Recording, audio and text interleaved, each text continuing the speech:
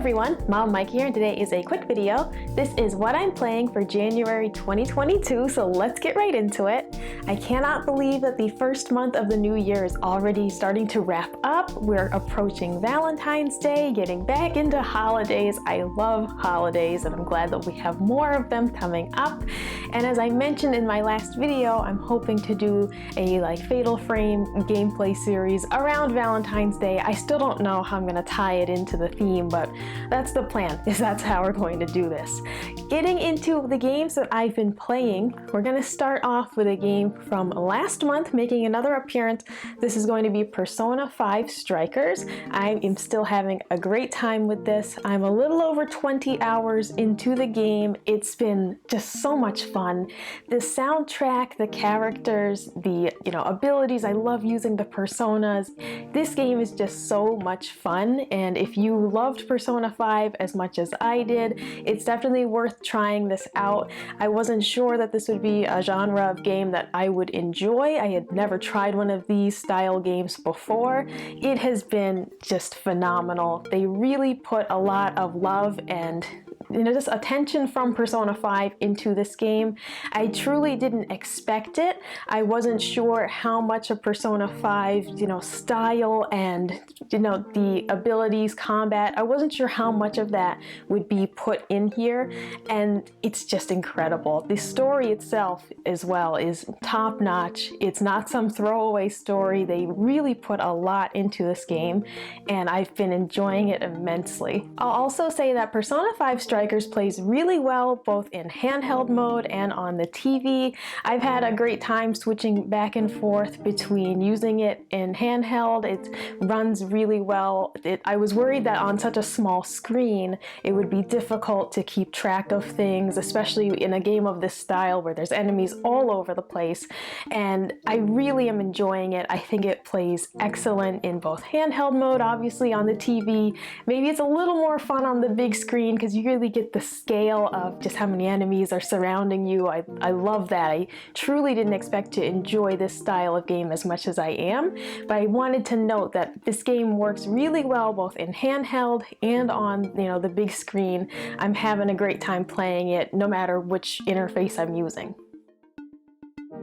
Next on the list, this was the Pathless for PlayStation 5. This was another game that I didn't expect to like as much as I did.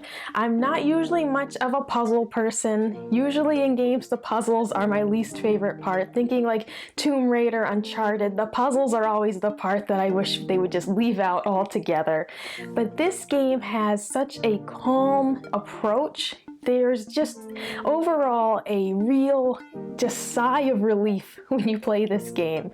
It is a really gentle puzzle game. Some of these puzzles, they'll make you think. None of them were too terrible. I didn't really get very stumped on any of them, but they just have this way that they designed the game where it's peaceful, it's calm. You're not really timed on these. The background music as well is just a gentle lull as you're going along. There are some combat moments, of course. There's essentially throughout the game, there's this cloud of red danger and if you approach it, or if it ends up finding you, you have an encounter with an enemy. I just don't want to give any spoilers, but that is really the only time that you're interrupted during the puzzles, and I liked that very much. I never felt rushed to figure out the puzzles. I think that's a big part of why I don't enjoy some of these games. When I have puzzles in Tomb Raider, for example, it's a stoppage of play. Suddenly I was having fun, I was using my bow and arrow, now there's a puzzle. Everything grinds to a halt.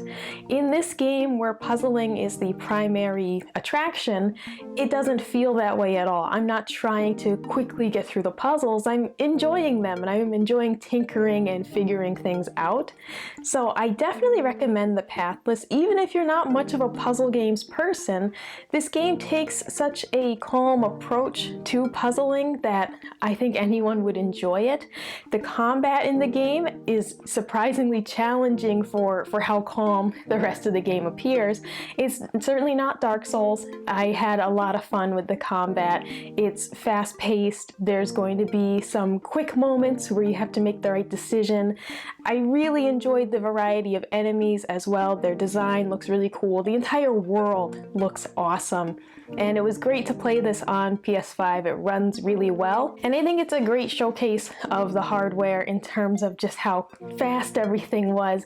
Throughout this game, you're dashing about, and essentially you fire an arrow to hit these little talismans that you see, and that'll speed you up. So it'll speed up your run, or if you're flying through the air, it bounces you higher. It was just all so fluid and just worked flawlessly. So I definitely recommend the Pathless if you're looking for games for your PlayStation 5 and you haven't tried this one yet. I would definitely say go out and pick this one up. I completed this within less than a week maybe. It really only took a few play sessions. This game is probably under 8 hours as long as you don't get too stuck on any of the puzzles. And lastly on my list we have Death End Request. I had picked this up a little bit ago when the sequel had come out. I was really intrigued by it, but I knew I wanted to play both games. So I went ahead and got the sequel and also picked this one up. I am finally getting around to playing it. What's unique about this game is that it has different play styles built in.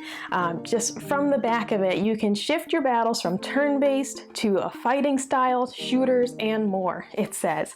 So far, where I am in the game, I'm only at the turn-based, options, which I love turn-based games, so that's probably most of how I'll play it. I'll certainly enable the other options just to see how they work, but so far, it's a little bit goofy, it's a little over the top. I'm liking it a lot. Dialogue, there's a lot so far, but it's a JRPG. It's sort of what we expect.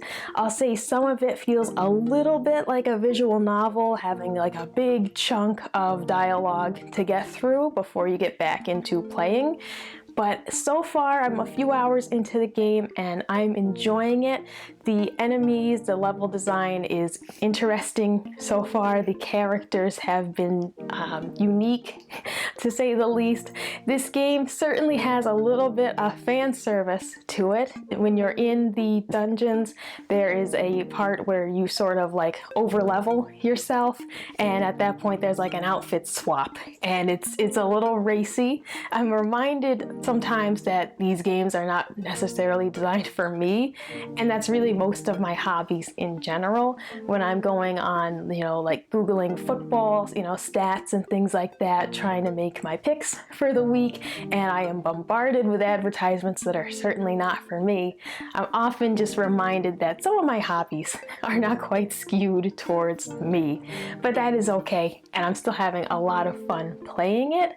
This game, I haven't played enough of it yet to really recommend it, but I'm curious. Let me know in the comments if you've played, this game or the sequel and what you thought of it. I'm really excited to get to the parts where you can change the battle system. I've never played a game that had options like that, and I'll be curious to see how well developed they all are. The turn-based section is really well done and has some innovative mechanics in it. I'll be interested to see how they adapt the game to also being fighting game style and also a shooter. So that is what I'm playing for January 2022. Cannot believe that we are already at the end of this month. Let me know in the comments below what games you've been playing and what games you're looking forward to. As we're approaching February, there's going to be some new games on the horizon, and I cannot wait to get into those. Like, comment, subscribe if you want to see more, and I'll see you next time. Bye!